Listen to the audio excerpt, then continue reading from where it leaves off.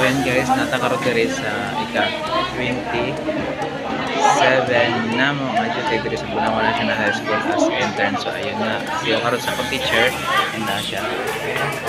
Tandam na tanan. Actually guys, diri ayun sa mag-observe ko para makapakong mga clues diyon sa pag-demo.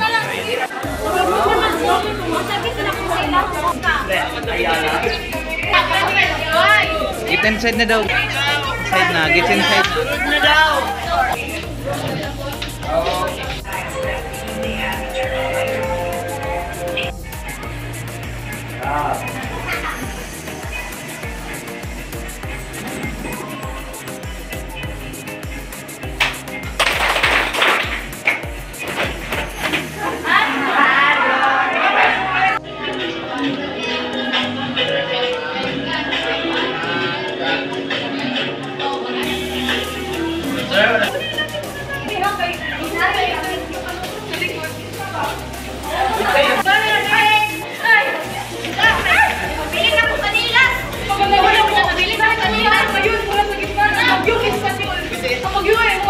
Critical region sa aming mga chart.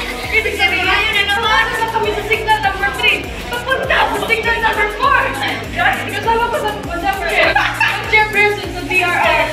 Parang gusto ko bang inasyon din ang madalang gabi po. So,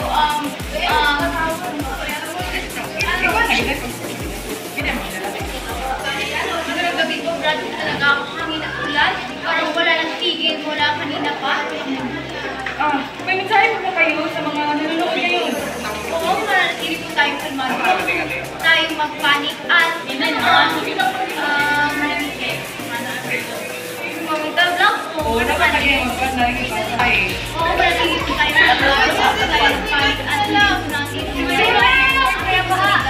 at pumunta po tayo sa ligtas na lugar. Maaari po tayo sa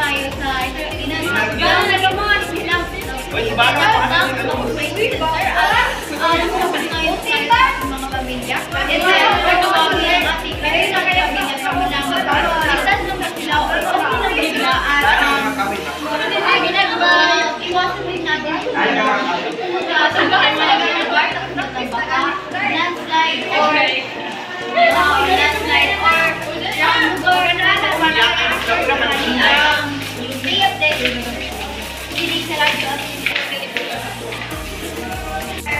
And the population collaboration 10%.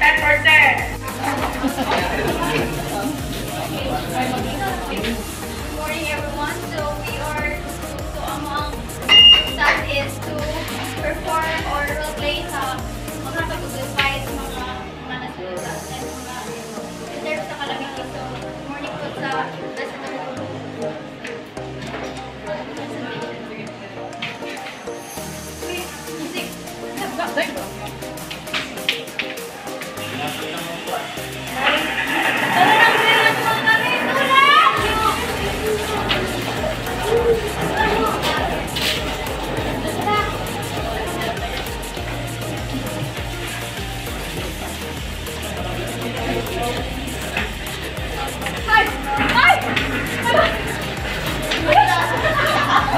magandang gabi po! Live po tayo ngayon mula sa gitna ng Bagyong Espanyol. Ang bagyong ay makaabot sa critical region sa aming mga charts. Ibig sabihin, papasok kami sa signal number 3, papunta sa signal number 4. Kasama ko si Madam Chess, ang chairperson sa DRR. Madam Chess, kung ano po ba ito siya signal? Parang wala nang tigil, wala kang labas. May mensahe ko ba kayo sa mga nanonood ngayon? Oo, manatili po tayo kalmado at huwag po tayo magpanik. Ang bisito natin ang pagpili ng ating otoridad at punta tayo sa ligtas na lugar. Huwag po tayo punta sa mga mapapalit na lugar na tulad ng landslide, baha, or sa lugar na mayroong mataas na pusali at magpagpunayan tayo sa ating pamilya. Hindi ka makatingin o i-test ang reaction ng ating pamilya para malaman kung ayos lang ba sila or okay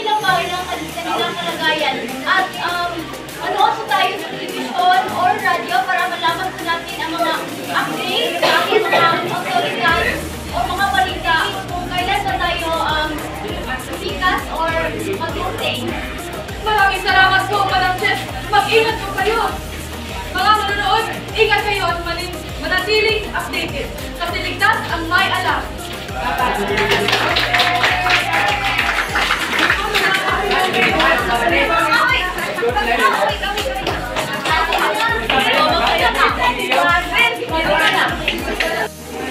shout out and represent situation as sa Bagyo. At pinakaunang report is ano ba na podcast.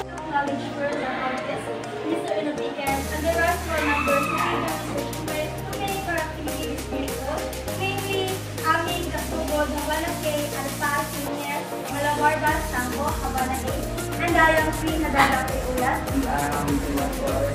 Supposedly, wala na kabuha.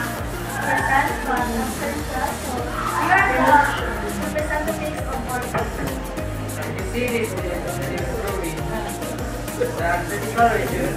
We're already inside. So the critical regions here is Zamboanga Peninsula, Caraga region, Davao region, and more special form.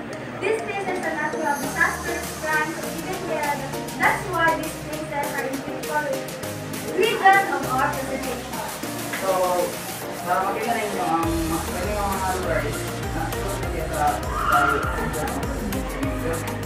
so, nasulod kasi atin kaya nasa sulod ang mga kalamity or mga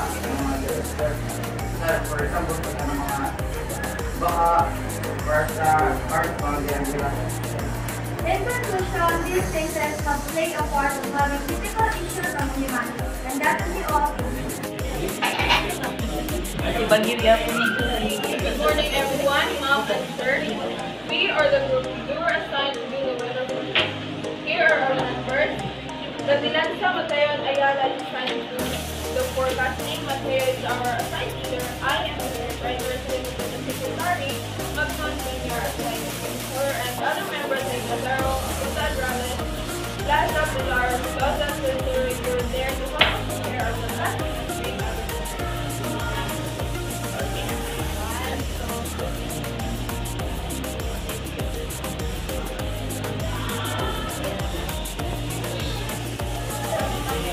Ding ding ding, 25 center. Good morning, Philippines, and welcome to 25 Hours Weather Trend.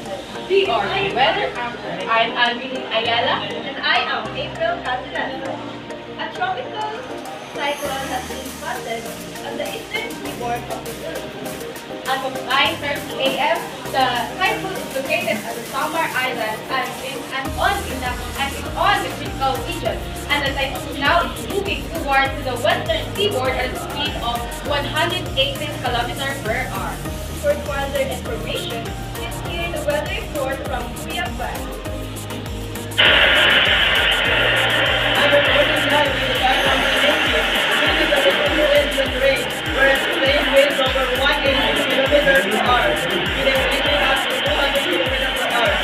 As you can see, the condition is simply hazardous. The rain is coming down in streets, making it difficult to see or breathe. The winds are so strong, they're knocking over trees and power lines. We're also seeing significantly lightning strikes, which are eliminating the dark sky. The storm surge is expected to surge, waves reaching up to 20 feet high. So, how does it affect your relatives, and others?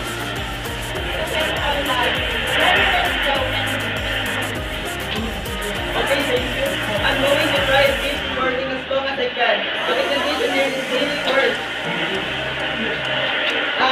Well, keep you updated as the storm continues to work. I'm Kuya Ban, reporting live from the eye of the typhoon. Back to you guys. Thank you so much, Kuya Ban.